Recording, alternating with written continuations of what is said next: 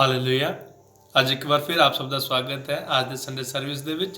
ਸੋ ਪਰਮੇਸ਼ਰ ਨੇ ਸਾਨੂੰ ਇੱਕ ਵਾਰ ਫਿਰ ਔਰ ਜੀਵਿਤ ਇਸ ਦੁਨੀਆ ਤੇ ਰੱਖਿਆ ਹੈ ਔਰ ਅੱਜ ਦੇ ਸਾਡੀ ਨੀਚੇ ਲੈ ਕੇ ਆਂਦਾ ਹੈ ਕਿ ਅਸੀਂ ਪਰਮੇਸ਼ਰ ਦੀ ਆਰਾਧਨਾ ਕਰੀਏ, ਪਰਮੇਸ਼ਰ ਦੀ ਵਡਿਆਈ ਕਰੀਏ ਔਰ ਉਸ ਦੇ ਨਾਲ ਕੋਈ ਸਮਾਂ ਬਤੀਤ ਕਰੀਏ। ਸੱਚਮੁੱਚ ਬੜਾ ਹੀ ਅਦਭੁਤ ਸਮਾਂ ਹੁੰਦਾ ਹੈ ਜਦੋਂ ਅਸੀਂ ਪਰਮੇਸ਼ਰ ਦੀ ਹਜ਼ੂਰੀ ਦੇ ਵਿੱਚ ਸਮਾਂ ਬਤੀਤ ਕਰਦੇ ਹਾਂ ਜਾਂ ਪਰਮੇਸ਼ਰ ਦੇ ਨਾਲ ਕੋਈ ਸਮਾਂ ਬਤੀਤ ਕਰਦੇ ਹਾਂ, ਕਿਉਂਕਿ ਪਰਮੇਸ਼ਰ ਸਾਨੂੰ ਹਰ ਇੱਕ ਪਰੇਸ਼ਾਨੀ ਤੋਂ, ਸਾਨੂੰ ਹਰ ਇੱਕ ਮੁਸੀਬਤ ਤੋਂ ਬਚਾ ਕੇ ਬਾਹਰ ਲੈ ਕੇ ਆਉਂਦਾ ਹੈ। ਹਾਲੇਲੂਇਆ। ਔਰ ਫਿਰ ਸਾਨੂੰ ਆਪਣੀ ਹਜ਼ੂਰੀ ਦੇ ਲਈ ਆਪਣੀ ਆਰਾਧਨਾ ਦੇ ਲਈ ਸਾਨੂੰ ਆਪਣੀ ਹਜ਼ੂਰੀ ਵਿੱਚ ਲੈ ਕੇ ਆਉਂਦਾ। ਉਸ ਲਈ ਦਾ ਧੰਨਵਾਦ ਕਰਾਂਗੇ। ਅੱਜ ਛੋਟੀ ਜਿਹੀ ਪ੍ਰਾਰਥਨਾ ਕਰਾਂਗੇ ਔਰ ਪ੍ਰਾਰਥਨਾ ਰਾਜ ਦੀ ਬਾਤ ਦਾ ਆਰੰਭ ਕਰਾਂਗੇ। ਔਰ ਅੱਜ ਸਾਡੇ ਵਿੱਚ ਬ੍ਰਦਰ ਕੁਲਵਿੰਦਰ ਮਸੀਹ ਹਨ ਜੋ ਕਿ ਜਲੰਧਰ ਤੋਂ ਹਨ ਔਰ ਸਾਡੇ ਵਿੱਚ ਪ੍ਰਭੂ ਦੀ ਆਰਾਧਨਾ ਸਾਡੀ ਅਗਵਾਈ ਕਰਨਗੇ।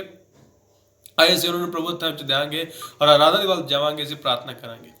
ਮਹਾਨ ਸਾਮਰਥੀ ਪਰਮੇਸ਼ਰ, ਜੀਵਿਤ ਖੁਦਾਵੰਦ, ਧੰਨਵਾਦ ਤੇਰਾ ਪਰਮੇਸ਼ਰ, ਤੁਸੀਂ ਆਪਣਾ ਹੱਥ ਦਿੱਤਾ ਹੈ ਖੁਦਾ, ਸਾਨੂੰ ਸਭਨਾਂ ਨੂੰ ਸੰਭਾਲ ਕੇ ਰੱਖਿਆ ਹੈ, ਆਪਣੀ ਵੱਡੀ ਕਿਰਪਾ ਕੀਤੀ ਹੈ ਮੇਰੇ ਪਿਤਾ ਪਰਮੇਸ਼ਰ। ਔਰ ਖੁਦਾ ਹੁਣ ਤੁਹਾਡੀ ਕਿਰਪਾ ਇਸੇ ਪ੍ਰਕਾਰ ਸਾਡੇ ਸਭਨਾਂ ਤੇ ਬਣੀ ਰਹੇ, ਸਾਡੇ ਪਰਿਵਾਰਾਂ ਤੇ ਬਣੀ ਰਹੇ ਪਿਤਾ ਪਰਮੇਸ਼ਰ। ਔਰ ਖੁਦਾਵੰਦ ਅੱਜ ਦੇ ਆਰਾਧਨਾ ਨੂੰ ਤੁਹਾਡਾ ਦੇ ਦਿੰਦੇ ਹਾਂ ਪ੍ਰਭੂ ਯਿਸੂ ਮਸੀਹ, ਸਾਡੀ ਆਰਾਧਨਾ ਵਿੱਚ ਅਗਵਾਈ ਕਰੇ ਤੁਹਾਡਾ ਪਵਿੱਤਰ ਆਤਮਾ ਆਨੰਦ ਦੁਆਰਾ ਕੰਮ ਕਰੇ ਮੇਰੇ ਮਹਾਨ ਪਿਤਾ ਪਰਮੇਸ਼ਰ। ਇਸ ਦਾ ਨਾਮ ਉੱਚਾ, ਤੇਰਾ ਨਾਮ ਵਡਿਆਈ ਪਾਏ ਮੇਰੇ ਖੁਦਾ। ਤੇਰਾ ਧੰਨਵਾਦ ਕਰਦੇ ਹਾਂ, ਪ੍ਰਾਰਥਨਾ ਸੁਣਨ ਲਈ ਤੇਰਾ ਧੰਨਵਾਦ, ਹਰ ਇੱਕ ਚੀਜ਼ ਦਾ ਧੰਨਵਾਦ ਪ੍ਰਭੂ ਯਿਸੂ ਮਸੀਹ ਦੇ ਨਾਮ ਵਿੱਚ ਮੰਗਦੇ ਹਾਂ, ਆਮੀਨ। ਸੋ ਆइए ਅਸੀਂ ਬ੍ਰਦਰ ਕੁਲਵਿੰਦਰ ਦੇ ਨਾਲ ਮਿਲ ਕੇ ਪਰਮੇਸ਼ਰ ਦੀ ਆਰਾਧਨਾ ਕਰਾਂਗੇ। Thank you Father, thank you Jesus, hallelujah। ਪਿਤਾ ਇੱਕ ਦਫਾ ਫਿਰ ਅਸੀਂ ਤੁਹਾਡੇ ਕਦਮਾਂ ਚ ਆਉਂਦੇ ਹਾਂ, ਅਸੀਂ ਆਪਣੇ ਆਪ ਨੂੰ ਦੀਨ ਕਰਦੇ ਹਾਂ, ਅਸੀਂ ਆਪਣੇ ਆਪ ਨੂੰ ਨਮਰ ਕਰਦੇ ਹਾਂ ਔਰ ਪ੍ਰਭੂ ਅਸੀਂ ਆਪਣੇ ਆਪ ਨੂੰ ਤੁਹਾਡੇ ਕਦਮਾਂ ਵਿੱਚ ਲੈ ਕੇ ਆਉਂਦੇ ਹਾਂ। ਪਿਤਾ ਅੱਜ ਦਾ ਦਿਨ ਅਸੀਂ ਤੁਹਾਡੇ ਕਦਮਾਂ ਵਿੱਚ ਆਪਣੇ ਆਪ ਨੂੰ ਸਮਰਪਿਤ ਕਰਦੇ ਹਾਂ ਔਰ ਅਸੀਂ ਜਦੋਂ ਆਰਾਧਨਾ ਕਰਦੇ ਹਾਂ ਪਿਤਾ ਤੁਹਾਡੇ ਦੂਤ ਸਭ ਨਾਲ ਮਿਲ ਕੇ ਆਰਾਧਨਾ ਔਰ ਮਹਿਮਾ ਔਰ ਪ੍ਰਾਰਥਨਾ ਕਰਨ ਮੇਰੇ ਪਰਮੇਸ਼ਰ। Hallelujah. Thank you Father, hallelujah।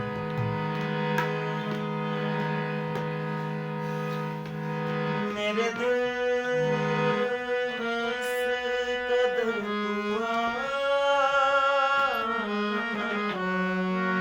उस परमेश्वर ਨੂੰ ਆਪਣੇ ਜੀਵਨ ਅੰਦਰ ਬੁਲਾਉਂਦੇ ਹੋਏ ਹਾਲੇਲੂਇਆ। ਮੁਝੇ में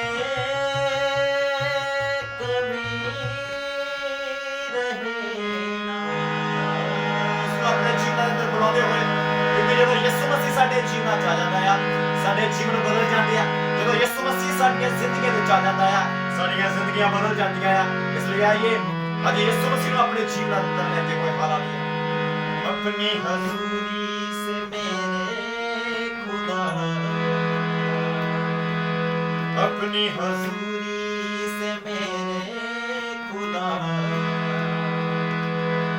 रूह की मामूली से मेरे खुदा, ये मुझे शूले मुझे शूले शूले मुझे शूले शूले मुझे भर दे भर दे भर दे, दया कर दे कर दे कर दे। अपनी हजूरी से मेरे खुदा, अपनी हजूरी से मेरे खुदा, रूह की मामूली से मेरे खुदा, मुझे शूले शूले मुझे शूले शूले मुझे भर दे भर दे भर दे, दया कर दे कर दे कर दे।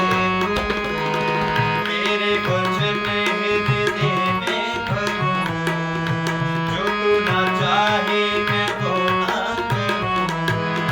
मेरे वचन हृदय में भरूं, जो तू ना चाहे मैं वो ना करूं। जब तक है सांसें मैं तुझसे डरूं। मुझे शूले शूले मुझे शूले शूले मुझे भर दे भर दे भर दे, दया कर दे कर दे कर दे। कभी चिड़िया वो 12 साल ਦੀ ਰੋਕਨ ਸੀ ਔਰ ਉਹ ਆਪਣੀ ਬਿਮਾਰੀ ਦੇ ਕੋਲੋਂ ਪੀੜਤ ਸੀ ਔਰ ਉਹ ਘਰੋਂ ਹੀ ਇਸ ਗੱਲ ਨੂੰ ਕਹਿੰਦੀ ਹੁੰਦੀ ਸੀ ਅਗਰ ਮੈਂ ਯਿਸੂ ਦੇ ਪੱਲੇ ਨੂੰ ਛੂਹ ਲਵਾਂ ਕਿ ਮੈਂ ਚੰਗੀ ਹੋ ਜਾਵਾਂਗੀ। ਅੱਜ ਸਾਡਾ ਵਿਸ਼ਵਾਸ ਸਾਡੇ ਲਈ ਮਾਇਨੇ ਰੱਖਦਾ ਆ। ਅੱਜ ਸਾਡਾ ਵਿਸ਼ਵਾਸ ਸਾਡੀ ਚੰਗਿਆਈ ਦਾ ਕਾਰਨ ਆ।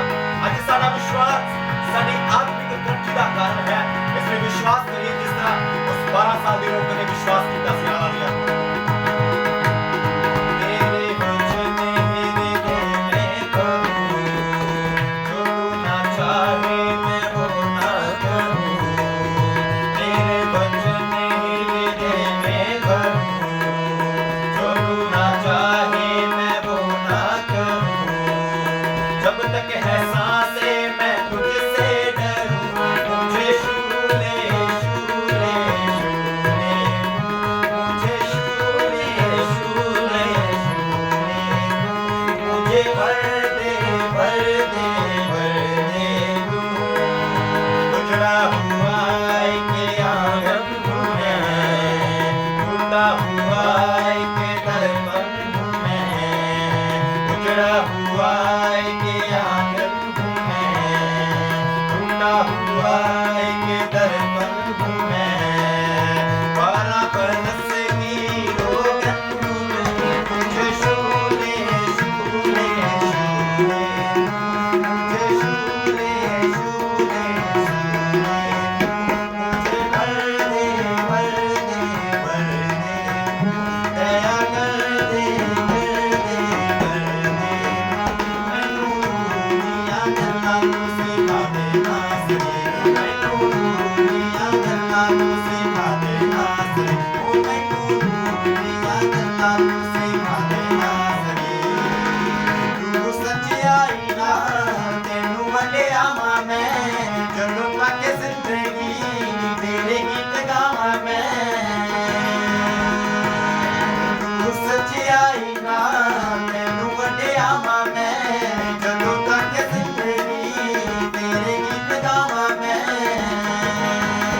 ਮਨ ਬਚਨਾ ਦੇ ਉੱਤੇ ਤੂੰ ਨਿਭਾ ਦੇ ਨਾਸਰੇ, ਮਨ ਬਚਨਾ ਦੇ ਉੱਤੇ ਤੂੰ ਨਿਭਾ ਦੇ ਨਾਸਰੇ। ਓ ਮੈਨੂੰ ਦੁਨੀਆ ਗੱਲਾਂ ਤੂੰ ਸਿਖਾ ਦੇ ਨਾਸਰੇ, ਮੈਨੂੰ ਦੁਨੀਆ ਗੱਲਾਂ ਤੂੰ ਸਿਖਾ ਦੇ ਨਾਸਰੇ, ਓ ਮੈਨੂੰ ਦੁਨੀਆ ਗੱਲਾਂ ਤੂੰ ਸਿਖਾ ਦੇ ਨਾਸਰੇ। आपा करूं आप मुझको तुझने बढ़ता चुस्ता ये पापू हालेलुया। आपा करूं आपा करूं आप मुझको तुझने बढ़ता चलूं। बात मुझे कर दे साफ मुझे कर दे, बात मुझे कर दे साफ मुझे कर दे, गुनाहों से ले तू छुड़ा। आपा हालेलुया। आपा करूं आप मुझको तुझने बढ़ता चलूं। आपा करूं आप मुझको तुझने बढ़ता चलूं। आपा करूं आप मुझको तुझने बढ़ता चलूं। आपा करूं आप मुझको तुझने बढ़ता चलूं। आपा करूं आप मुझको तुझने बढ़ता चलूं। Thank you Father, hallelujah। उसकी तारीफ करते हुए, उसकी महिमा करते हुए, उसकी आराधना करते हुए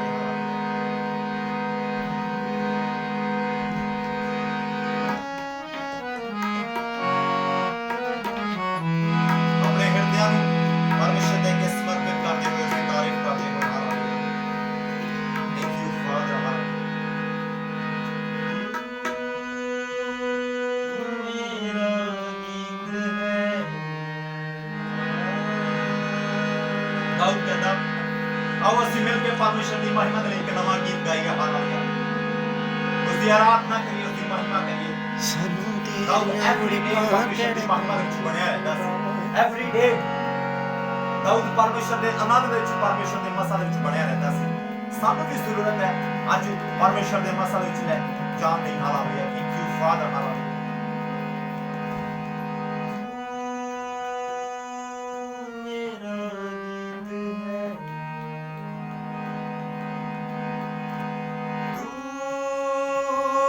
मेरा गीत है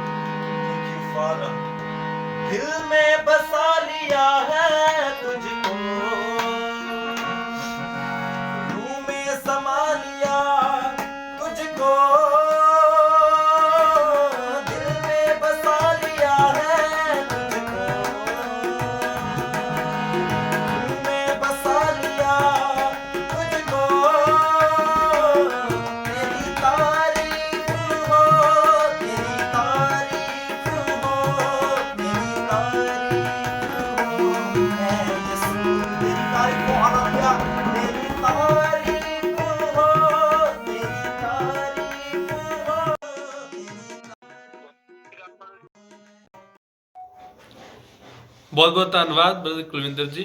ਪ੍ਰਭੂ ਤੁਹਾਨੂੰ ਇਸੇ ਪ੍ਰਕਾਰ ਆਪਣੀ ਸੇਵਕੇ ਵਿੱਚ ਇਸਤੇਮਾਲ ਕਰਦਾ ਰਹੇ। ਤੁਸੀਂ ਇਸੇ ਤਰ੍ਹਾਂ ਔਰ ਪ੍ਰਭੂ ਦੇ ਲੋਕਾਂ ਦੀ ਪ੍ਰਭੂ ਦੀ ਆਰਾਧਨਾ ਕਰਨ ਦੇ ਵਿੱਚ ਅਗਵਾਈ ਕਰਦੇ ਰਹੋ ਔਰ ਪ੍ਰਭੂ ਤੁਹਾਨੂੰ ਹੋਰ ਵਧਾਵੇ, ਤੁਹਾਡੇ ਪਰਿਵਾਰ ਤੇ ਵੱਡੀ ਕਿਰਪਾ ਕਰੇ।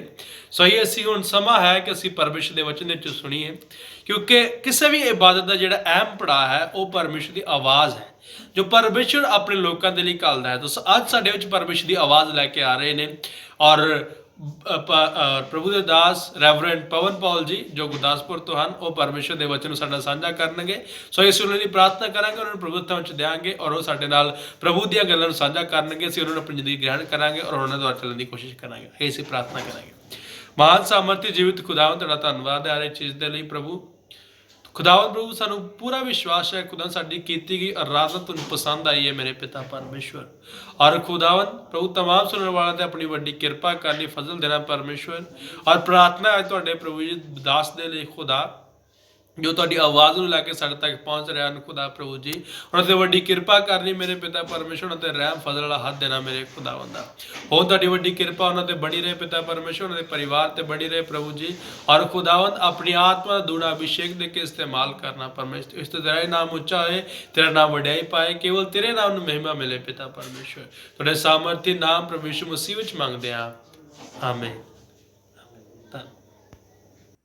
ਪ੍ਰਭੂ ਯਿਸੂ ਦੇ ਪਵਿੱਤਰ ਨਾਮ ਦੇ ਵਿੱਚ ਸਾਰਿਆਂ ਨੂੰ ਜੈ ਮਸੀਹ ਦੀ। ਬੜੇ ਖੁਸ਼ੀ ਔਰ ਆਨੰਦ ਦੀ ਗੱਲ ਹੈ ਕਿ ਅਸੀਂ ਖੁਦਾ ਦੀ ਪਵਿੱਤਰ ਔਰ ਸਾਮਰਥੀ ਹਜ਼ੂਰੀ ਦੇ ਵਿੱਚ ਆ ਔਰ ਖੁਦਾ ਸਾਨੂੰ ਬਾਰ-ਬਾਰ ਇਹ ਟਾਈਮ ਦਿੰਦਾ ਔਰ ਮੌਕੇ ਦਿੰਦਾ ਕਿ ਅਸੀਂ ਬਾਰ-ਬਾਰ ਉਹਦੀ ਹਜ਼ੂਰੀ ਦੇ ਵਿੱਚ ਆਈਏ ਔਰ ਖੁਦਾ ਦਾ ਧੰਨਵਾਦ ਕਰੀਏ। ਤੇ ਸਮਾਂ ਕਿ ਅਸੀਂ ਸਭ ਮਿਲ ਕੇ ਖੁਦਾ ਦੀ ਪਾਕ ਹਜ਼ੂਰੀ ਦੇ ਵਿੱਚ ਖੁਦਾ ਦੇ ਪਾਕ ਕਲਾਮ ਨੂੰ, ਖੁਦਾ ਦੇ ਪਾਕ ਵਚਨ ਨੂੰ ਸਿੱਖਾਂਗੇ ਔਰ ਅਸੀਂ ਉਸ ਦੇ ਲਈ ਖੁਦਾ ਦੇ ਪਾਕ ਕਲਾਮ ਦੇ ਵਿੱਚੋਂ ਪੜ੍ਹਾਂਗੇ। ਸੰਤ ਲੂਕਾ ਦੀ ਅੰਜੀਲ ਉਸ ਦਾ 15 ਅਧਿਆਏ ਉਸ ਦੀ 11 ਆਇਤ ਤੋਂ ਲੈ ਕੇ ਉਸ ਦੀ 20 ਆਇਤ ਤੱਕ। ਸੰਤ ਲੂਕਾ ਦੀ ਅੰਜੀਲ ਉਸ ਦਾ 15 ਅਧਿਆਏ ਉਸ ਦੀ 11 ਤੋਂ 20 ਆਇਤ ਤੱਕ ਖੁਦਾ ਦੇ ਪਾਕ ਕਲਾਮ ਦੇ ਵਿੱਚ ਇਸ ਤਰ੍ਹਾਂ ਲਿਖਿਆ। ਫਿਰ ਉਸਨੇ ਕਿਹਾ, ਇੱਕ ਮਨੁੱਖ ਦੇ 2 ਪੁੱਤਰ ਸਨ ਅਤੇ ਉਹਨਾਂ ਵਿੱਚੋਂ ਛੋਟੇ ਨੇ ਪਿਓ ਨੂੰ ਆਖਿਆ, ਪਿਤਾ ਜੀ, ਮਾਲ ਦਾ ਜਿਹੜਾ ਹਿੱਸਾ ਮੈਨੂੰ ਪਹੁੰਚਦਾ ਹੈ ਸੋ ਮੈਨੂੰ ਦਿਓ।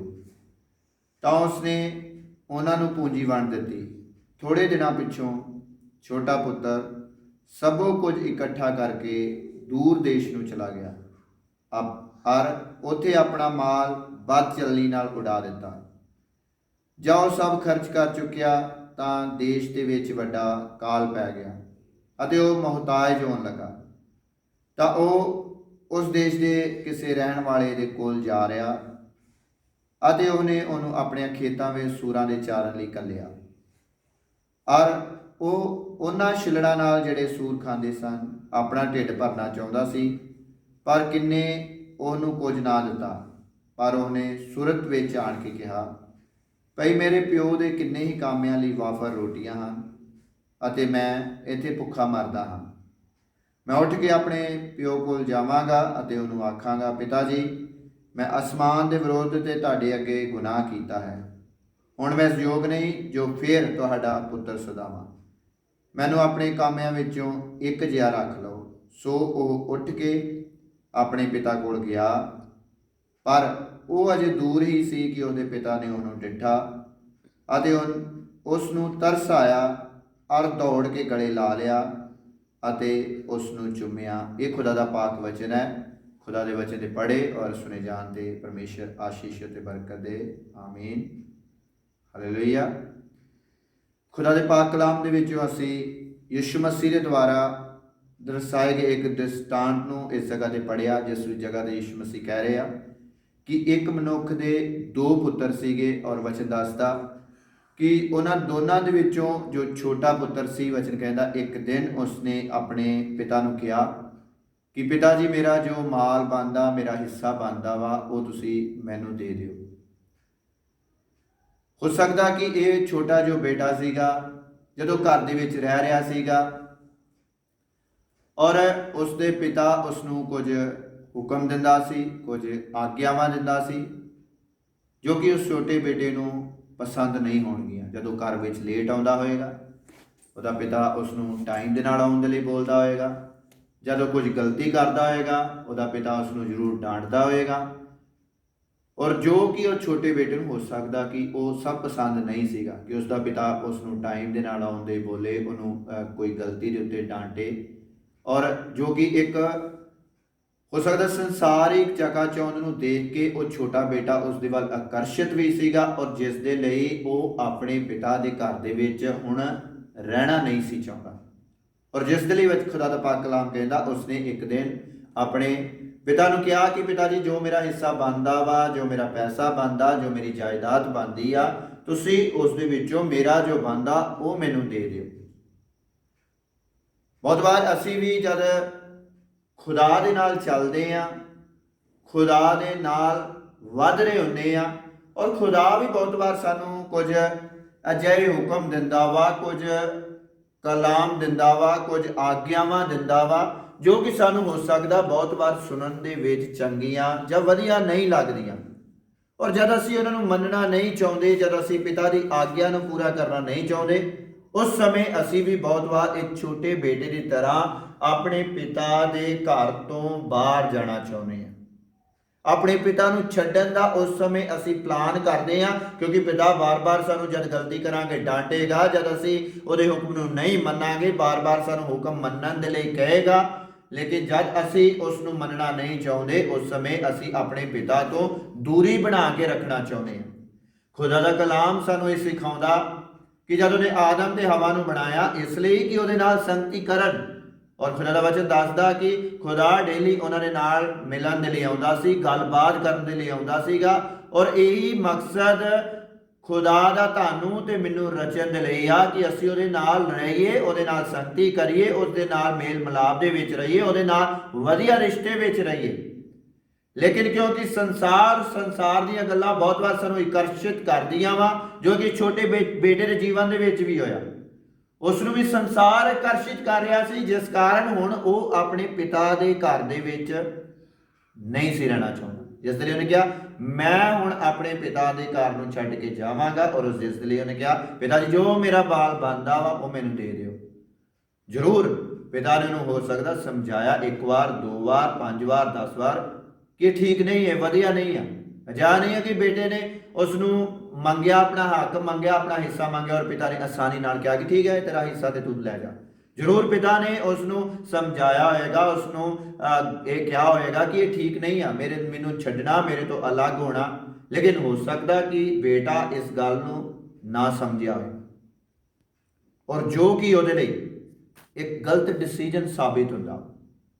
ਬਹੁਤ ਵਾਰ ਅਸੀਂ ਵੀ ਇਸ ਗੱਲ ਨੂੰ ਸਮਝਦੇ ਨਹੀਂ ਹਾਂ ਕਿ ਖੁਦਾ ਦੇ ਨਾਲ ਰਹਿਣਾ, ਖੁਦਾ ਦੇ ਘਰ ਦੇ ਵਿੱਚ ਰਹਿਣਾ ਸਾਡੇ ਲਈ ਆਸ਼ੀਸ਼ਿਤ ਆ, ਸਾਡੇ ਲਈ ਬਲੈਸਿੰਗ ਭਰਿਆ ਵਾ, ਸਾਡੇ ਲਈ ਜੀਵਨ ਨੂੰ ਦੇਣ ਵਾਲਾ ਵਾ, ਸਾਨੂੰ ਵਧਾਉਣ ਵਾਲਾ ਵਾ। ਲੇਕਿਨ ਇਸ ਗੱਲ ਨੂੰ ਜਦ ਅਸੀਂ ਨਹੀਂ ਸਮਝਦੇ ਔਰ ਇਸ ਬੇਟੇ ਦੀ ਤਰ੍ਹਾਂ ਰੋਂਗ ਡਿਸੀਜਨ ਨੂੰ ਲੈ ਲੈਂਦੇ ਹਾਂ।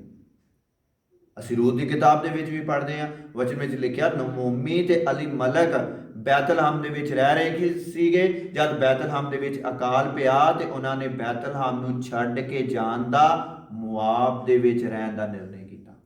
ਔਰ ਜੋ ਕਿ ਇਹਨਾਂ ਦੇ ਲਈ ਇੱਕ ਰੋਂਗ ਡਿਸੀਜਨ ਹੋ ਗਿਆ, ਇੱਕ ਗਲਤ ਨਿਰਣੇ ਸਾਬਿਤ ਹੋਇਆ। ਉਹਨਾਂ ਨੇ ਸੋਚਿਆ ਅਸੀਂ ਬੈਤਲਹਮ ਨੂੰ ਛੱਡਾਂਗੇ ਜਿਸ ਜਗ੍ਹਾ ਤੇ ਹੁਣ ਅਕਾਲ ਆ, ਮੁਆਬ ਦੇ ਵਿੱਚ ਜਾਵਾਂਗੇ ਜਿਸ ਜਗ੍ਹਾ ਤੇ ਖਾਣਾ ਬਹੁਤਾਇਤ ਨਾਲ ਹੋਏਗਾ, ਵਧੀਆ ਹੋਏਗਾ ਸਾਰਾ ਕੁਝ, ਅਸੀਂ ਖੁਸ਼ਹਾਲ ਹੋਵਾਂਗੇ, ਅਸੀਂ ਵਧੀਆ ਕੰਮ ਕਰਾਂਗੇ, ਉਸ ਜਗ੍ਹਾ ਤੇ ਵਧਾਂਗੇ, ਅਸੀਂ ਉੱਚੇ ਹੋਵਾਂਗੇ, ਹਰ ਚੀਜ਼ਾਂ ਸਾਡੇ ਲਈ ਬਹੁਤਾਇਤ ਨਾਲ ਹੋਣਗੀਆਂ। ਲੇਕਿਨ ਉਸ ਦੇ ਉਲਟ ਹੋਇਆ, ਕਿਉਂਕਿ ਉਹਨਾਂ ਨੇ ਇੱਕ ਰੋਂਗ ਡਿਸੀਜਨ ਲਿਆ।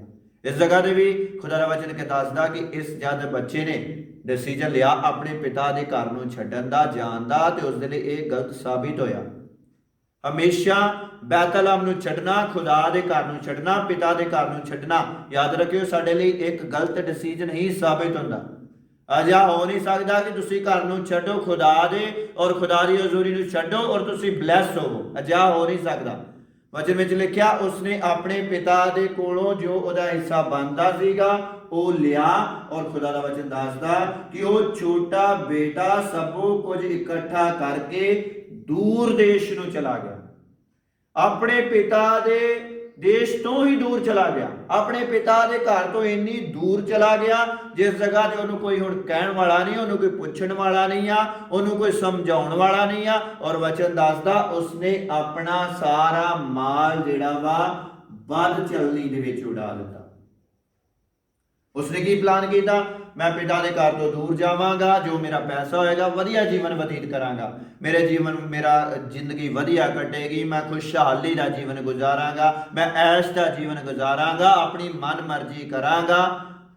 ਔਰ ਵਚਨ ਦੱਸਦਾ ਕਿ ਇੱਕ ਦਿਨ ਉਹਨੇ ਆਪਣਾ ਪੈਸਾ ਜਿਹੜਾ ਵੱਧ ਚਲਣੀ ਦੇ ਵਿੱਚ ਉਡਾ ਦਿੱਤਾ। ਔਰ ਵਚਨ ਦੱਸਦਾ ਫਿਰ ਉਸ ਜਦ ਪੈਸਾ ਉਹਨੇ ਉਡਾ ਦਿੱਤਾ, ਉਸ ਦੇਸ਼ ਦੇ ਵਿੱਚ ਅਕਾਲ ਵੀ ਪੈ ਗਿਆ ਤੇ ਉਹ ਖਾਣੇ ਦੇ ਲਈ ਵੀ ਮੁਹਤਾਜ ਹੋਣ ਲੱਗਾ। ਉਹਨੇ ਕੀ ਪਲਾਨ ਕੀਤਾ ਸੀਗਾ? ਪਲਾਨ ਇਹ ਕਰਕੇ ਗਿਆ ਕਿ ਪਿਤਾ ਦੇ ਕੋਲ ਜਾਵਾਂਗਾ, ਪੈਸਾ ਹੋਏਗਾ, ਵਧੀਆ ਜੀਵਨ ਹੋਏਗਾ। ਜ਼ਰੂਰ ਉਹਦਾ ਜੀਵਨ ਵਧੀਆ ਰਿਹਾ, ਹੋ ਸਕਦਾ 1 ਸਾਲ ਵਧੀਆ ਜੀਵਨ ਰਿਹਾ, 2 ਸਾਲ ਵਧੀਆ ਜੀਵਨ ਰਿਹਾ, ਹੋ ਸਕਦਾ 5 ਸਾਲ ਵੀ ਵਧੀਆ ਜੀਵਨ ਰਿਹਾ, ਕਿਉਂਕਿ ਉਹਦੇ ਕੋਲ ਕਾਫੀ ਪੈਸਾ ਸੀਗਾ। ਜ਼ਰੂਰ ਖੁਦਾ ਤੋਂ ਦੂਰ ਰਹਿ ਕੇ ਸਾਡਾ ਜੀਵਨ ਵਧੀਆ ਹੋ ਸਕਦਾ, ਲੇਕਿਨ ਯਾਦ ਰੱਖਿਓ ਕੁਝ ਸਮੇਂ ਦੇ ਲਈ। ਇਸ ਬੇਟੇ ਨੇ ਵੀ ਪਿਤਾ ਤੋਂ ਜੋ ਪੈਸਾ ਲਿਆ, ਉਹ ਵਚਨ ਦੱਸਦਾ ਕਿ ਉਸਨੇ ਜੋ ਬਤੀਤ ਕੀਤਾ ਉਹ ਕੁਝ ਟਾਈਮ ਦੇ ਲਈ ਖੁਸ਼ਹਾਲੀ ਦਾ, ਐਸ਼ ਦਾ, ਮਰਜ਼ੀ ਦਾ ਜੀਵਨ ਉਹ ਵੀ ਵੱਧ ਚਲਣੀ ਦੇ ਵਿੱਚ ਉਡਾਇਆ। ਉਹ ਕੁਝ ਟਾਈਮ ਦੇ ਲਈ, ਜਾਂ ਨਹੀਂ ਕਿ ਪੂਰੀ ਜ਼ਿੰਦਗੀ ਉਹਦਾ ਪੈਸਾ ਉਹਦੇ ਨਾਲ ਚੱਲਿਆ। ਖੁਦਾ ਤੋਂ ਦੂਰ ਜਾਣ ਦਾ ਜੋ ਸਾਡਾ ਨਿਰਣੇ ਆ ਉਹ ਜ਼ਰੂਰ ਸਾਨੂੰ ਲੱਗ ਸਕਦਾ ਵਾ ਕਿ ਸਾਡੀ ਬਿਹਤਰੀ ਦੇ ਲਈ, ਸਾਡੀ ਤਰੱਕੀ ਦੇ ਲਈ, ਸਾਡੀ ਵਧੀਆ ਦੇ ਲਈ, ਸਾਡੀ ਖੁਸ਼ਹਾਲੀ ਲਈ, ਯਾਦ ਰੱਖਿਓ, ਲੇਕਿਨ ਉਹ ਕੁਝ ਟਾਈਮ ਦੇ ਲਈ ਹੋਏਗਾ। ਉਹ ਹਮੇਸ਼ਾ ਦੇ ਲਈ ਬਲੈਸਿੰਗ ਜੀਵਨ ਨਹੀਂ ਹੋਏਗਾ, ਉਹ ਵਧੀਆ ਜੀਵਨ ਹਮੇਸ਼ਾ ਦੇ ਲਈ ਨਹੀਂ ਹੋਏਗਾ। ਵਜ੍ਹਾ ਦੱਸਦਾ ਉਹਦਾ ਪੈਸਾ ਜਿਹੜਾ ਵੱਧ ਚਲਣੀ ਦੇ ਵਿੱਚ ਉਡਾ ਦਿੱਤਾ, ਅਕਾਲ ਵੀ ਪੈ ਗਿਆ ਤੇ ਉਹ ਖਾਣੇ ਦੇ ਲਈ ਵੀ ਮੁਹਤਾਜ ਹੋਣ ਲੱਗਾ। ਖੁਦਾ ਨੂੰ ਛੱਡ ਕੇ, ਖੁਦਾ ਤੋਂ ਦੂਰ ਜਾ ਕੇ, ਪਿਤਾ ਦੇ ਘਰ ਤੋਂ ਦੂਰ ਜਾ ਕੇ, ਯਾਦ ਰੱਖਿਓ ਕੋਈ ਵੀ ਬਲੈਸਡ ਹੋ ਨਹੀਂ ਸਕਦਾ। ਉਹਦਾ ਜੀਵਨ ਹੌਲੀ ਹੌਲੀ ਹੌਲੀ ਹੌਲੀ ਘਟੇਗਾ, ਬਲੈਸਿੰਗ ਘਟੇਗੀ, ਆਸ਼ੀਸ਼ਾਂ ਘਟਣਗੀਆਂ ਔਰ ਇੱਕ ਦਿਨ ਕਈ ਵਚਨ ਦੱਸਦਾ ਕਿ ਉਹ ਖਾਣੇ ਦੇ ਲਈ ਮੁਹਤਾਜ ਹੋਣ ਲੱਗਾ। ਜੋ ਉਹਨੇ ਪਲਾਨ ਕੀਤਾ ਉਸ ਦੇ ਅਨੁਸਾਰ ਕੁਝ ਵੀ ਵਧੀਆ ਨਾ ਰਿਹਾ। ਖੁਦਾ ਤੋਂ ਦੂਰ ਜਾਣਾ ਸਾਡੇ ਜੀਵਨ ਦੀਆਂ ਸਾਰੀਆਂ ਆਸ਼ੀਸ਼ਾਂ ਨੂੰ ਹੌਲੀ ਹੌਲੀ ਖਤਮ ਕਰ ਦਿੰਦਾ ਵਾ। ਇਹ ਕੁਝ ਅਸੀਂ ਰੂਤ ਦੀ ਕਿਤਾਬ ਨਹੂਮੀ ਤੇ ਅਲੀਮਲਕ ਦੇ ਜੀਵਨ ਦੇ ਵਿੱਚ ਵੀ ਦੇਖਦੇ ਆ। ਉਹਨਾਂ ਨੇ ਬੈਤਲਹਮ ਨੂੰ ਛੱਡਿਆ, ਮੁਆਬ ਦੇ ਵਿੱਚ ਗਏ। ਵਚਨ ਦੱਸਦਾ ਜਦ ਮੁਆਬ ਦੇ ਵਿੱਚ ਗਏ ਔਰ ਉਸ ਤੋਂ ਕੁਝ ਸਮੇਂ ਬਾਅਦ ਅਲੀਮਲਕ ਦੀ ਮੌਤ ਹੋ ਗਈ। ਫਿਰ ਨਹੂਮੀ ਨੇ ਆਪਣੇ ਦੋਨਾਂ ਬੇਟਿਆਂ ਦੀ ਸ਼ਾਦੀ ਕੀਤੀ। ਸ਼ਾਦੀ ਤੋਂ ਬਾਅਦ ਵਚਨ ਦੱਸਦਾ 10 ਸਾਲ ਤੱਕ ਉਸ ਜਗ੍ਹਾ 'ਤੇ ਰਹੇ। 10 ਸਾਲ ਬਾਅਦ, ਸ਼ਾਦੀ ਤੋਂ 10 ਸਾਲ ਉਹਨਾਂ ਬਾਅਦ ਬੇਟਿਆਂ ਦੀ ਵੀ ਵਚਨ ਕਹਿੰਦਾ ਮੌਤ ਹੋ ਗਈ। ਵਿਦਿਆਰਥੀਆਂ, ਕੋਈ 10 ਸਾਲ ਤੇ ਉਸ ਤੋਂ ਪਹਿਲਾਂ ਦਾ ਜੋ ਸਮਾਂ 11 ਤੋਂ ਲੈ ਕੇ 15 ਸਾਲ ਤੱਕ ਉਹਨਾਂ ਦਾ ਜੀਵਨ ਵਧੀਆ ਰਿਹਾ। ਲੇਕਿਨ 10 ਤੋਂ 15 ਸਾਲ ਦੇ ਵਿਚਕਾਰ ਨਹੂਮੀ ਨੇ ਸਾਰਾ ਕੁਝ ਖੋ ਦਿੱਤਾ। ਆਪਣੇ ਪਤੀ ਨੂੰ ਖੋ ਦਿੱਤਾ, ਆਪਣੇ ਦੋਨਾਂ ਬੇਟਿਆਂ ਨੂੰ ਖੋ ਦਿੱਤਾ। ਵਚਨ ਕਹਿੰਦਾ ਉਹ ਸਿਰਫ ਆਪਣੀਆਂ ਦੋਨਾਂ ਨੌਵਾਂ ਦੇ ਨਾਲ ਰਹਿ ਗਏ, ਕੁਝ ਵੀ ਨਾ ਰਿਹਾ। ਇਹ ਕੁਝ ਇਸ ਬੇਟੇ ਦੇ ਨਾਲ ਹੋਇਆ। ਪਿਤਾ ਦੇ ਘਰ ਨੂੰ ਛੱਡਿਆ, ਕੁਝ ਵੀ ਲਾਸਟ ਤੱਕ ਨਾ ਬਚਿਆ। ਖੁਦਾ ਨੂੰ ਛੱਡਣ ਦਾ ਫੈਸਲਾ, ਖੁਦਾ ਤੋਂ ਦੂਰ ਜਾਣ ਦਾ ਫੈਸਲਾ, ਆਪਣੀ ਮਰਜ਼ੀ ਦੇ ਨਾਲ, ਆਪਣੀ ਤਰ੍ਹਾਂ, ਆਪਣੇ ਤਰੀਕੇ ਦੇ ਨਾਲ ਜੀਵਨ ਗੁਜ਼ਾਰਨ ਦਾ ਸਾਡਾ ਫੈਸਲਾ ਸਾਡੇ ਲਈ ਇੱਕ ਯਾਦ ਰੱਖਿਓ ਇਸ ਬੇਟੇ ਦੀ ਤਰ੍ਹਾਂ ਰੋਂਗ ਸਾਬਿਤ ਹੋ ਜਾਂਦਾ, ਗਲਤ ਸਾਬਿਤ ਹੁੰਦਾ ਵਾ।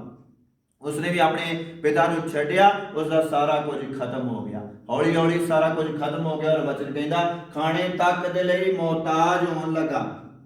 ਔਰ ਵਚਨ ਵਿੱਚ ਲਿਖਿਆ ਫਿਰ ਇੱਕ ਦਿਨ ਉਸਨੇ ਉਸ ਦੇਸ਼ ਦੇ ਕਿਸੇ ਰਹਿਣ ਵਾਲੇ ਦੇ ਕੋਲ ਗਿਆ ਅਤੇ ਉਸਨੇ ਉਹਨੂੰ ਆਪਣੇ ਖੇਤਾਂ ਦੇ ਵਿੱਚ, ਵਚਨ ਵਿੱਚ ਲਿਖਿਆ, ਸੂਰਨ ਚਾਰਨ ਦੇ ਲਈ ਘੱਲਿਆ। ਯਹੂਦੀਆਂ ਦੇ ਲਈ ਸੂਰਾਂ ਨੂੰ ਚਾਰਨਾ ਇੱਕ ਸ਼ਰਮ ਦੀ ਗੱਲ ਸੀਗੀ। ਸੂਰਾਂ ਨੂੰ ਕਿਉਂਕਿ ਮਨਾਹੀ ਕੀਤੀ ਗਈ ਸੀਗੀ ਔਰ ਯਹੂਦੀਆਂ ਦੇ ਲਈ ਇੱਕ ਸ਼ਰਮ ਦੀ ਗੱਲ ਸੀਗੀ। ਲੇਕਿਨ ਕਿਉਂਕਿ ਹੁਣ ਉਹਦੇ ਕੋਲ ਖਾਣ ਦੇ ਲਈ ਕੁਝ ਨਹੀਂ, ਪੈਸਾ ਉਹਨੇ ਖਤਮ ਕਰ ਚੁੱਕਿਆ ਵਾ। ਹੁਣ ਕਿਉਂਕਿ ਉਹਨੂੰ ਜ਼ਿੰਦਾ ਰਹਿਣਾ ਵਾ, ਜ਼ਿੰਦਾ ਰਹਿਣ ਦੇ ਲਈ ਉਹਨੂੰ ਉਹ ਸ਼ਰਮ ਦੇ ਕੰਮ ਕਰਨੇ ਪਏ, ਸ਼ਰਮਿੰਦਗੀ ਦੇ ਕੰਮ ਕਰਨੇ ਪਏ। ਯਾਦ ਰੱਖਿਓ ਜਦ ਅਸੀਂ ਖੁਦਾ ਤੋਂ ਦੂਰ ਜਾਂਦੇ ਆ ਫਿਰ ਸਾਨੂੰ ਜ਼ਿੰਦਾ ਰਹਿਣ ਦੇ ਲਈ ਸ਼ਰਮਿੰਦਗੀ ਦੇ ਕੰਮ ਕਰਨੇ ਪੈਂਦੇ। ਸਾਨੂੰ ਉਹ ਕੰਮ ਕਰਨੇ ਪੈਂਦੇ ਜਿਸ ਵਿੱਚ ਸ਼ਰਮਿੰਦਗੀ, ਸਾਨੂੰ ਪਾਪ ਕਰਨਾ ਪੈਂਦਾ, ਸਾਨੂੰ ਨਸ਼ਾ ਕਰਨਾ ਪੈਂਦਾ, ਸਾਨੂੰ ਵਿਭਿਆਚਾਰ ਕਰਨਾ ਪੈਂਦਾ, ਕਿਉਂਕਿ ਉਹ ਸਾਡੇ ਜ਼ਿੰਦਗੀ ਦਾ ਸਰੋਤ ਬਣ ਜਾਂਦਾ ਵਾ, ਉਹ ਸਾਡੇ ਲਈ ਜੀਣ ਦਾ ਕਾਰਨ ਬਣ ਜਾਂਦਾ ਵਾ। ਔਰ ਉਸ ਦੇ ਵਿੱਚ ਹੀ ਯਾਦ ਰੱਖਿਓ ਸਾਡੇ ਜੀਵਨ ਦੇ ਵਿੱਚ, ਸਾਡੇ ਜੀਵਨ ਦੀ ਨੁਕਸਾਨ ਅਤੇ ਬਰਬਾਦੀ ਦੀ ਉਸ ਜਗ੍ਹਾ ਤੇ ਸ਼ੁਰੂਆਤ ਆ। ਅਸੀਂ ਜਦ ਖੁਦਾ ਤੋਂ ਦੂਰ ਰਹਿੰਦੇ ਹਾਂ ਫਿਰ ਅਸੀਂ ਪਾਪ ਦੇ ਕੰਮਾਂ ਨੂੰ ਕਰਦੇ ਹਾਂ, ਨਾਸ਼ ਦੇ ਕੰਮਾਂ ਨੂੰ ਕਰਦੇ ਹਾਂ, ਗੁਨਾਹ ਨੂੰ ਕਰਦੇ ਹਾਂ, ਜੋ ਸ਼ਰਮ ਦੇ ਕੰਮਾਂ ਨੂੰ ਕਰਦੇ ਹਾਂ। ਔਰ ਇਹ ਕੁਝ ਇਸ ਜਗ੍ਹਾ ਤੇ ਇਹ ਬੇਟਾ ਵੀ ਕਰਨ ਲੱਗਾ। ਉਸਨੇ ਸਾਰਾ ਕੁਝ ਖਤਮ ਕਰਨ ਤੋਂ ਬਾਅਦ ਸੂਰਾਂ ਨੂੰ ਚਰਾਉਣ ਲੱਗਾ। ਔਰ ਵਚਨ ਕਹਿੰਦਾ ਜੋ ਉਹ ਖਾਣਾ ਚਾਹੁੰਦਾ ਸੀ, ਜੋ ਸੂਰ ਖਾਂਦੇ ਸੀ, ਲੇਕਿਨ ਫਿਰ ਵੀ ਕਿਸੇ ਨੇ ਉਹਨੂੰ ਉਹ ਖਾਣ ਲਈ ਵੀ ਨਾ ਦਿੱਤਾ। ਹਾਲੇਲੂਇਆ। ਫਿਰ ਜਦ ਅਸੀਂ ਪਾਪ ਦੇ ਵਿੱਚ ਹੁੰਦੇ ਹਾਂ, ਅਸੀਂ ਪਾਪ ਨੂੰ ਖਾਣਾ ਚਾਹੁੰਦੇ ਹਾਂ। ਜਦ ਖੁਦਾ ਤੋਂ ਦੂਰ ਹੁੰਦੇ ਅਸੀਂ ਪਾਪ ਨੂੰ ਖਾਣਾ ਚਾਹੁੰਦੇ ਹਾਂ। ਪਾਪ ਸਾਡੇ ਲਈ ਜੀਵਨ ਦਾ ਸਰੋਤ ਬਣ ਜਾਂਦਾ, ਪਾਪ ਸਾਡੀ ਜ਼ਿੰਦਗੀ ਬਣ ਜਾਂਦਾ ਵਾ। ਅਸੀਂ ਸੋਚਦੇ ਹਾਂ ਪਾਪ ਕਰਾਂਗੇ ਤੇ ਫਿਰ ਜ਼ਿੰਦੇ ਰਵਾਂਗੇ। ਜਿਸ ਤਰ੍ਹਾਂ ਇਹਨੇ ਸੋਚਿਆ ਸੂਰਾਂ ਨੂੰ ਚਰਾਵਾਂਗਾ ਤੇ ਫਿਰ ਹੀ ਜ਼ਿੰਦਾ ਰਵਾਂਗਾ। ਬਹੁਤ ਵਾਰ ਅਸੀਂ ਵੀ ਪਾਪ ਤੇ ਡਿਪੈਂਡ ਹੋ ਜਾਂਦੇ ਹਾਂ। ਲੇਕਿਨ ਖੁਦਾ ਦਾ ਵਚਨ ਕਹਿੰਦਾ ਇੱਕ ਦਿਨ ਉਹ ਆਪਣੀ ਹੋਸ਼ ਦੇ ਵਿੱਚ ਆਇਆ। ਹਾਲੇਲੂਇਆ। ਇਹਦਾ ਕੀ ਅਰਥ ਹੋਇਆ? ਜਿੰਨੇ ਵੀ ਪਹਿਲਾਂ ਉਹਨੇ ਡਿਸੀਜਨ ਲਏ ਉਹ ਬਿਨਾਂ ਹੋਸ਼ ਤੋਂ ਲਏ। ਆਪਣੇ ਪਿਤਾ ਨੂੰ ਘਰ ਨੂੰ ਛੱਡਣ ਦਾ ਨਿਰਣੇ ਬਿਨਾਂ ਹੋਸ਼ ਤੋਂ, ਸਾਰਾ ਜਾਇਦਾਦ ਨੂੰ ਲੈਣ ਦਾ ਫੈਸਲਾ ਬਿਨਾਂ ਹੋਸ਼ ਤੋਂ, ਆਪਣੇ ਦੇਸ਼ ਤੋਂ ਦੂਰ ਜਾਣ ਦਾ ਫੈਸਲਾ ਬਿਨਾਂ ਹੋਸ਼ ਤੋਂ ਲਿਆ। ਔਰ ਖੁਦਾ ਦਾ ਧੰਨਵਾਦ ਇੱਕ ਦਿਨ ਹੋਸ਼ ਦੇ ਵਿੱਚ ਆਇਆ। ਬਹੁਤ ਵਾਰ ਬਹੁਤ ਸਾਰੇ ਕੰਮ ਅਸੀਂ ਬਿਨਾਂ ਹੋਸ਼ ਤੋਂ ਕਰਨੇ ਆ।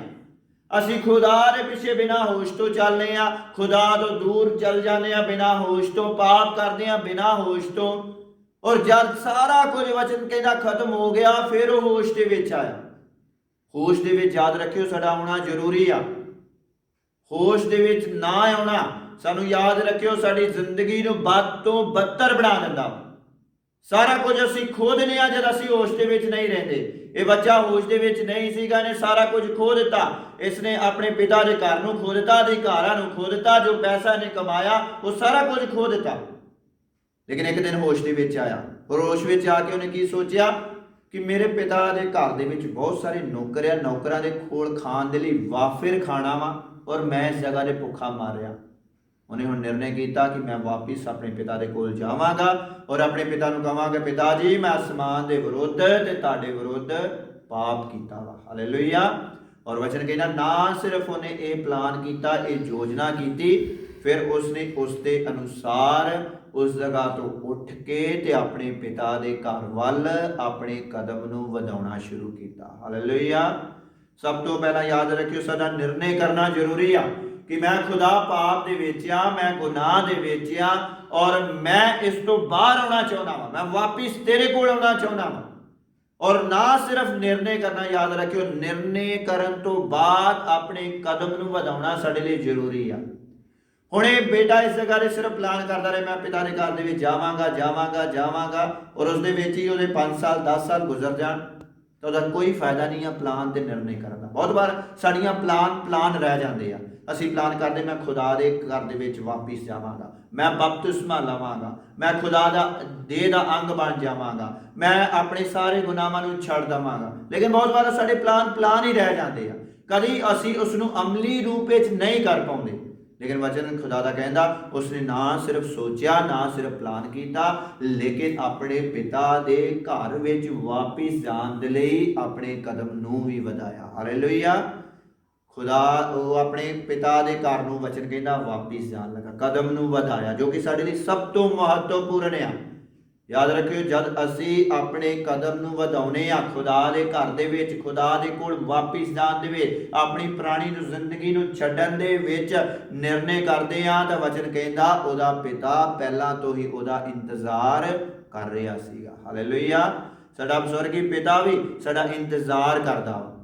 ਔਰ ਯਾਦ ਰੱਖਿਓ ਪਿਤਾ ਦੇ ਘਰ ਦੇ ਵਿੱਚ ਵਾਪਿਸ ਜਾਣ ਦੇ ਲਈ ਉਹਨੂੰ ਉਹ ਸੂਰਾਂ ਦਾ ਜੋ ਕੰਮ ਕਰਦਾ ਸੀ, ਚਰਾਉਣ ਦਾ ਕੰਮ ਕਰਦਾ ਸੀ, ਉਹ ਛੱਡਣਾ ਪਿਆ ਤੇ ਫਿਰ ਪਿਤਾ ਦੇ ਘਰ ਨੂੰ ਜਾਂਦਾ। ਅਜਾ ਹੋ ਨਹੀਂ ਸਕਦਾ ਕਿ ਉਹ ਕਹੇ ਮੈਂ ਸੂਰ ਵੀ ਚਰਾਵਾਂ ਤੇ ਪਿਤਾ ਦੇ ਘਰ ਦੇ ਵਿੱਚ ਵੀ ਚਲਾ ਜਾਵਾਂ। ਦੋ ਕੰਮ ਇੱਕ ਟਾਈਮ ਨਹੀਂ ਕਰ ਸਕਦਾ। ਬਹੁਤ ਵਾਰ ਅਸੀਂ ਦੋ ਕੰਮਾਂ ਨੂੰ ਇੱਕ ਟਾਈਮ ਕਰਨਾ ਚਾਹੁੰਦੇ ਹਾਂ। ਅਸੀਂ ਕਹਿੰਦੇ ਖੁਦਾ ਦੇ ਨਾਲ ਵੀ ਚੱਲੀਏ, ਖੁਦਾ ਦੇ ਘਰ ਦੇ ਵਿੱਚ ਵੀ ਰਹੀਏ ਤੇ ਸੂਰਾਂ ਨੂੰ ਵੀ ਚਰਾਈਏ, ਪਾਪ ਨੂੰ ਵੀ ਕਰੀਏ। ਦੋਨਾਂ ਕੰਮਾਂ ਨੂੰ ਨਾਲ ਕਰਨਾ ਚਾਹੁੰਦੇ ਹਾਂ। ਜਾਂ ਤਾਂ ਅਸੀਂ ਨਿਰੇ ਸੂਰ ਹੀ ਚਰਾਵਾਂਗੇ, ਪਾਪ ਹੀ ਕਰਾਂਗੇ, ਜਾਂ ਫਿਰ ਅਸੀਂ ਆਪਣੇ ਪਿਤਾ ਦੇ ਘਰ ਦੇ ਵਿੱਚ ਵਾਪਿਸ ਜਾਵਾਂਗੇ ਸੂਰਾਂ ਨੇ ਚਰਾਉਣ ਨੂੰ ਛੱਡ ਕੇ, ਪਾਪ ਤੇ ਸ਼ਰਮਿੰਦਗੀ ਦੇ ਕੰਮਾਂ ਨੂੰ ਛੱਡ ਕੇ। ਉਹਨੇ ਉਹ ਕੰਮ ਨੂੰ ਛੱਡਿਆ ਜੋ ਉਹਦੇ ਲਈ ਸ਼ਰਮਿੰਦਗੀ ਦਾ ਸੀਗਾ, ਉਸ ਕੰਮ ਨੂੰ ਛੱਡ ਕੇ ਫਿਰ ਆਪਣੇ ਪਿਤਾ ਦੇ ਘਰ ਦੇ ਵੱਲ ਵੱਧਦਾ ਵਾ। ਅੱਜ ਖੁਦਾ ਵੀ ਸਾਡੇ ਤੋਂ ਇਹੀ ਚਾਹੁੰਦਾ ਵਾ ਕਿ ਅਸੀਂ ਸ਼ਰਮਿੰਦਗੀ ਦੇ ਕੰਮਾਂ ਨੂੰ ਛੱਡ ਕੇ ਪਿਤਾ ਦੇ ਘਰ ਦੇ ਵੱਲ ਆਪਣੇ ਵਾਪਿਸ ਕਦਮ ਨੂੰ ਵਧਾਈਏ। ਵਧੀਆ ਅਸੀਂ ਪਿਤਾ ਦੇ ਘਰ ਦੇ ਵੱਲ ਆਪਣੇ ਪੁਰਾਣੇ ਜੀਵਨ ਨੂੰ ਛੱਡ ਕੇ। ਵਚਨ ਕਹਿੰਦਾ ਉਹ ਆਪਣੇ ਕਦਮ ਨੂੰ ਵਧਾਉਣ ਲੱਗਾ, ਉਹਦਾ ਪਿਤਾ ਇੰਤਜ਼ਾਰ ਕਰ ਰਿਹਾ ਸੀ। ਉਹਦਾ ਪਿਤਾ ਨੇ ਜਦ ਦੂਰ ਤੋਂ ਦੇਖਿਆ ਕਿ ਉਹਦਾ ਬੇਟਾ ਆ ਰਿਹਾ, ਵਚਨ ਵਿੱਚ ਲਿਖਿਆ ਉਹਦਾ ਪਿਤਾ ਘਰ ਤੋਂ ਬਾਹਰ ਨਿਕਲਿਆ, ਉਹਨੂੰ ਚੁੰਮਿਆ, ਉਸ ਨੂੰ ਸਵੀਕਾਰ ਕੀਤਾ ਔਰ ਆਪਣੇ ਨੌਕਰਾਂ ਨੂੰ ਕਿਹਾ ਇਹਦੇ ਪੈਰਾਂ ਦੇ ਵਿੱਚ ਜੁੱਤੀ ਪਹਿਨਾਓ, ਵਧੀਆ ਵਸਤਰ ਪਹਿਨਾਓ ਇਹਨੂੰ, ਔਰ ਹੱਥ ਦੀ ਉਂਗਲੀ ਦੇ ਵਿੱਚ ਮੁੰਦਰੀ ਪਹਿਨਾਈ ਜਾਏ। ਸਾਰੇ ਅਧਿਕਾਰ ਫਿਰ ਤੋਂ ਵਾਪਿਸ ਉਹਨੂੰ ਮਿਲ ਜਾਂਦੇ ਆ। ਕਿਸ ਤਰ੍ਹਾਂ ਅਧਿਕਾਰ ਮਿਲਦੇ ਆ? ਜਦ ਉਹ ਪਲਾਨ ਕਰਦਾ ਔਰ ਪਲਾਨ ਦੇ ਨਾਲ ਨਾਲ ਆਪਣੇ ਕਦਮ ਨੂੰ ਵੀ ਪਿਤਾ ਦੇ ਘਰ ਦੇ ਵੱਲ ਵਧਾਉਂਦਾ ਵਾ। ਹਾਲੇਲੂਇਆ। ਯਾਦ ਰੱਖਿਓ, ਜੋ ਅਸੀਂ ਖੋ ਦਿੱਤਾ ਵਾ ਗਲਤ ਡਿਸੀਜਨ ਲੈਣ ਦੇ ਕਾਰਨ, ਪਾਪ ਦੇ ਕਾਰਨ, ਗੁਨਾਹ ਦੇ ਕਾਰਨ ਜੋ ਖੋ ਦਿੱਤਾ ਵਾ, ਜਿਸ ਸਮੇਂ ਅਸੀਂ ਨਿਰਣੇ ਕਰਦੇ ਹਾਂ ਪਿਤਾ ਦੇ ਕੋਲ ਵਾਪਿਸ ਆਉਣ ਦਾ, ਖੁਦਾ ਦੇ ਕੋਲ ਵਾਪਿਸ ਆਉਣ ਦਾ, ਉਹਦੀ ਹਜ਼ੂਰੀ ਦੇ ਵਿੱਚ ਚੱਲਣ ਦਾ, ਉਹਦੇ ਕੋਲ ਆਉਣ ਦਾ, ਖੁਦਾ ਸਾਡਾ ਪਹਿਲਾਂ ਤੋਂ ਇੰਤਜ਼ਾਰ ਕਰਦਾ, ਨਾ ਇੰਤਜ਼ਾਰ ਕਰਦਾ ਬਲਕਿ ਸਾਨੂੰ ਸਵੀਕਾਰ ਵੀ ਕਰਦਾ ਵਾ ਔਰ ਸਾਡੀਆਂ ਖੋਈਆਂ ਹੋਈਆਂ ਆਸ਼ੀਸ਼ਾਂ ਨੂੰ, ਅਧਿਕਾਰਾਂ ਨੂੰ ਫਿਰ ਤੋਂ ਵਾਪਿਸ ਦੇ ਦਿੰਦਾ ਵਾ। ਹਾਲੇਲੂਇਆ। ਸੋ ਖੁਦਾ ਦਾ ਵਚਨ ਕਹਿੰਦਾ ਕਿ ਉਹ ਜੇ ਪਿਤਾ ਦੇ ਘਰ ਦੇ ਵਿੱਚ ਰਹਿਣਾ ਚਾਹੁੰਦਾ ਵਾ ਤਾਂ ਉਸ ਦੇ ਲਈ ਉਹਨੂੰ ਆਪਣੀ ਪਿਤਾ ਦੀ ਹਰ ਇੱਕ ਆਗਿਆ ਨੂੰ ਵੀ ਮੰਨਣਾ ਪਏਗਾ। ਹਾਲੇਲੂਇਆ। ਹੁਣ ਬੇਟਾ ਵਾਪਿਸ ਆ ਜਾਂਦਾ ਔਰ ਬੇਟਾ ਕਹੇ ਪਿਤਾ ਜੀ ਹੁਣ ਮੈਂ ਵਾਪਿਸ ਆ ਗਿਆ, ਰਵਾਂਗਾ ਮੈਂ ਤੁਹਾਡੇ ਨਾਲ, ਪਰ ਹੁਕਮ ਤੇ ਆਗਿਆ ਤੁਹਾਡੀ ਮੈਂ ਨਹੀਂ ਮੰਨਣੀ। ਕੀ ਇਹ ਚੱਲੇਗਾ? ਅਜਿਹਾ ਹੋ ਨਹੀਂ ਸਕਦਾ ਕਿ ਉਹ ਪਿਤਾ ਦੇ ਘਰ ਦੇ ਵਿੱਚ ਵੀ ਰਹੇ ਤੇ ਆਗਿਆ ਪਿਤਾ ਦੀ ਇੱਕ ਨਾ ਮੰਨੇ।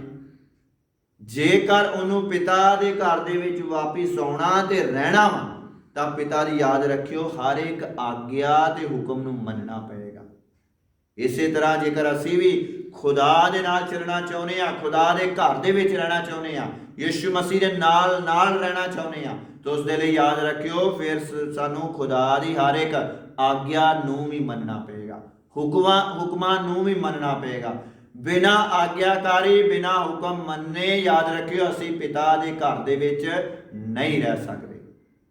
ਹੁਣ ਪਿਤਾ ਉਸ ਨੂੰ ਫਿਰ ਤੋਂ ਅਧਿਕਾਰ ਦਿੰਦਾ, ਉਹਦੇ ਖੋਏ ਹੋਏ ਅਧਿਕਾਰ, ਖੋਈਆਂ ਹੋਈਆਂ ਆਸ਼ੀਸ਼ਾਂ, ਸਾਰਾ ਕੁਝ ਉਹਨੂੰ ਵਾਪਿਸ ਮਿਲਦਾ ਵਾ। ਅੱਜ ਖੁਦਾ ਵੀ ਯਾਦ ਰੱਖਿਓ ਸਾਨੂੰ ਇੱਕ ਇੱਕ ਨੂੰ ਫਿਰ ਤੋਂ ਅਧਿਕਾਰ ਤੇ ਆਸ਼ੀਸ਼ਾਂ ਦੇਣਾ ਚਾਹੁੰਦਾ ਵਾ। ਜੋ ਕਿਸੇ ਵੀ ਕਾਰਨ ਅਸੀਂ ਖੋ ਦਿੱਤੇ ਆ, ਅਸੀਂ ਹੋ ਸਕਦਾ ਗੁਨਾਹ ਕਰਨ ਦੁਆਰਾ, ਅਣਆਗਿਆਕਾਰੀ ਕਰਨ ਦੁਆਰਾ, ਵਚਨ ਨੂੰ ਤੋੜਨ ਦੁਆਰਾ ਬਹੁਤ ਸਾਰੀਆਂ ਆਸ਼ੀਸ਼ਾਂ ਨੂੰ ਖੋਇਆ ਹੋਏਗਾ। ਜਿਸ ਤਰ੍ਹਾਂ ਇਸ ਬੇਟੇ ਨੇ ਆਪਣੇ ਘਰ ਨੂੰ ਛੱਡਣ ਦੇ ਦੁਆਰਾ, ਜਾਇਦਾਦ ਲੈਣ ਦੁਆਰਾ ਅਧਿਕਾਰ ਨੂੰ ਖੋ ਦਿੱਤਾ। ਹੋ ਸਕਦਾ ਅਸੀਂ ਵੀ ਖੋ ਦਿੱਤਾ, ਬਹੁਤ ਸਾਰੀਆਂ ਚੀਜ਼ਾਂ ਨੂੰ ਖੋਇਆ ਹੋਏਗਾ। ਅਜਿਹਾ ਹੋ ਨਹੀਂ ਸਕਦਾ ਕਿ ਅਸੀਂ ਕੁਝ ਰੋਂਗ ਡਿਸੀਜਨ ਲਿਆ ਹੋਏ ਔਰ ਕੁਝ ਪਾਪ ਕੀਤਾ, ਕੁਝ ਖੋਇਆ ਨਾ ਹੋਏ, ਕਿਉਂਕਿ ਵਚਨ ਦਾ ਇਹੀ ਸਾਨੂੰ ਸਿਖਾਉਂਦਾ ਕਿ ਪਾਪ ਦੀ ਮਜ਼ਦੂਰੀ ਮੌਤ ਆ। ਜੇ ਅਸੀਂ ਪਾਪ ਕਰਨੇ ਬੁਰੇ ਰਿਜ਼ਲਟ ਆਉਣਗੇ। ਜਿਸ ਤਰ੍ਹਾਂ ਇਹਨੇ ਪਾਪ ਕੀਤਾ ਤਾਂ ਬੁਰੇ ਰਿਜ਼ਲਟ ਉਹਨੇ ਦੇਖੇ, ਆਪਣੀ ਜ਼ਿੰਦਗੀ ਨੂੰ ਮੁਸ਼ਕਿਲਾਂ ਦੇ ਵਿੱਚ, ਦੁੱਖਾਂ ਦੇ ਵਿੱਚ ਜ਼ਰੂਰ ਦੇਖਿਆ। ਜੇਕਰ ਅਸੀਂ ਵੀ ਪਾਪ ਕੀਤਾ ਤੇ ਬੁਰੇ ਰਿਜ਼ਲਟਾਂ ਨੂੰ ਜ਼ਰੂਰ ਦੇਖਿਆ, ਲੇਕਿਨ ਅੱਜ ਖੁਦਾ ਫਿਰ ਤੋਂ ਸਾਨੂੰ ਬਹਾਲ ਕਰਨਾ ਚਾਹੁੰਦਾ, ਫਿਰ ਤੋਂ ਖੋਈਆਂ ਹੋਈਆਂ ਆਸ਼ੀਸ਼ਾਂ ਸਾਨੂੰ ਵਾਪਿਸ ਦੇਣਾ ਚਾਹੁੰਦਾ ਵਾ। ਉਹ ਨਹੀਂ ਚਾਹੁੰਦਾ ਕਿ ਅਸੀਂ ਉਸੇ ਬਦਤਰ ਜ਼ਿੰਦਗੀ ਦੇ ਵਿੱਚ ਰਹੀਏ, ਉਹ ਨਹੀਂ ਚਾਹੁੰਦਾ ਅਸੀਂ ਉਸ ਗੁਨਾਹ ਵਾਲੀ ਜ਼ਿੰਦਗੀ ਦੇ ਵਿੱਚ ਰਹੀਏ, ਉਹ ਨਹੀਂ ਚਾਹੁੰਦਾ ਅਸੀਂ ਸੂਰਾਂ ਚਰਾਉਣ ਵਾਲੇ ਕੰਮਾਂ ਨੂੰ ਕਰਦੇ ਰਹੀਏ, ਗੁਨਾਹ ਨੂੰ ਕਰਦੇ ਰਹੀਏ, ਨਸ਼ੇ ਨੂੰ ਕਰਦੇ ਰਹੀਏ, ਵਿਭਿਆਚਾਰ ਨੂੰ ਕਰਦੇ ਰਹੀਏ। ਅੱਜ ਖੁਦਾ ਚਾਹੁੰਦਾ ਅਸੀਂ ਹੋਸ਼ ਦੇ ਵਿੱਚ ਆਈਏ, ਇਸ ਬੇੜੇ ਦੀ ਤਰ੍ਹਾਂ ਹੋਸ਼ ਦੇ ਵਿੱਚ ਆਈਏ, ਕਿਉਂਕਿ ਉਹ ਸਾਡੀ ਵੇਟ ਕਰ ਰਿਹਾ ਵਾ, ਸਾਡਾ ਇੰਤਜ਼ਾਰ ਕਰ ਰਿਹਾ ਵਾ, ਉਹ ਸਾਨੂੰ ਉਡੀਕ ਰਿਹਾ ਵਾ ਔਰ ਸਾਨੂੰ ਫਿਰ ਤੋਂ ਅਧਿਕਾਰ ਦੇਣ ਦੇ ਲਈ ਯਾਦ ਰੱਖਿਓ ਤਿਆਰ ਆ। ਸਾਡਾ ਖੁਦਾ ਬਾਰ-ਬਾਰ ਮੌਕਿਆਂ ਨੂੰ ਦੇਣ ਵਾਲਾ ਖੁਦਾ ਵਾ। ਉਸ ਪਿਤਾ ਨੇ ਉਸ ਬੇਟੇ ਨੂੰ ਮੌਕਾ ਦਿੱਤਾ।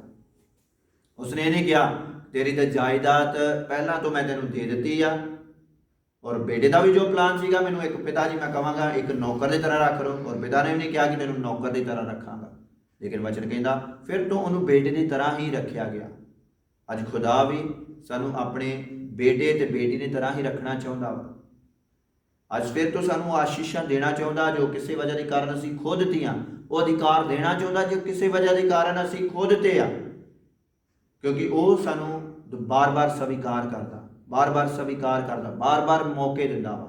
ਅੱਜ ਖੁਦਾ ਦਾ ਆਤਮਾ ਸਾਨੂੰ ਫਿਰ ਤੋਂ ਮੌਕਾ ਦੇ ਰਿਹਾ, ਵਚਨ ਸਾਨੂੰ ਫਿਰ ਤੋਂ ਮੌਕਾ ਦੇ ਰਿਹਾ, ਅਸੀਂ ਵਾਪਿਸ ਮੁੜ ਆਈਏ ਖੁਦਾ ਦੇ ਕੋਲ, ਆਗਿਆਕਾਰੀ ਦੇ ਵਿੱਚ ਬਣੇ ਰਹੀਏ, ਹੁਕਮਾਂ ਦੇ ਵਿੱਚ ਬਣੇ ਰਹੀਏ, ਕਿਉਂਕਿ ਪਿਤਾ ਦੇ ਘਰ ਦੇ ਵਿੱਚ ਰਹਿਣ ਦੇ ਨਾਲ ਹੀ ਆਸ਼ੀਸ਼ਾਂ ਵਾਂ, ਪਿਤਾ ਦੇ ਘਰ ਦੇ ਵਿੱਚ ਹੀ ਬਰਕਤਾਂ ਵਾਂ। ਪਿਤਾ ਦੇ ਘਰ ਤੋਂ ਦੂਰ ਰਿਹਾ, ਸਾਰਾ ਕੁਝ ਖੋ ਦਿੱਤਾ।